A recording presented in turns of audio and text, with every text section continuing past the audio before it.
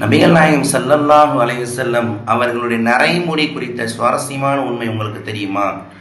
பெருமானார் ஸல்லல்லாஹு அலைஹி வஸல்லம் அவர்களுடைய திருமேனியில் மிக குறைவாகவே நரைமுடிகள் இருந்தது. ஹஸ்ரத் அனஸ் ரலியல்லாஹு அன்ஹு அவர்கள் அறிவிக்கும் பொழுது, நாயகம் ஸல்லல்லாஹு அலைஹி வஸல்லம் அவர்களுடைய தலையிலும் தாடியிலும் 20 நரைமுடிகளை கூட நான் பார்த்ததில்லை என்று கூறுகிறார்கள். அதுவும் நாயகம் ஸல்லல்லாஹு அலைஹி வஸல்லம் அவர்கள் வாரினால் மட்டுமே, தலை சீவினால் மட்டுமே தெரியும், இல்லை என்றால் அந்த அளவுக்கு வெளியே தெரியாது என்பதாக சஹாபாக்கள் அறிவித்திருக்கிறார்கள்.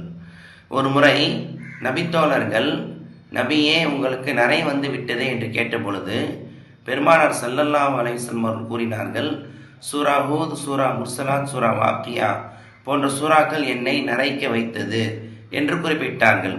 காரணம், அந்த சூறாக்கள் கியாமத்தை குறித்து பேசி இருப்பதாலும் அதில் இந்த உம்மத்தினுடைய நிலைகள் இறை அச்சத்தின் காரணமாகத்தான் நபிகள் நாயகம் ஸல்லல்லாஹு அலைஹி வஸல்லம் அவர்கள் அந்த ஆழ்ந்த சிந்தனையில் நிறை வந்தது என்று குறிப்பிட்டு காட்டுகிறார்கள்.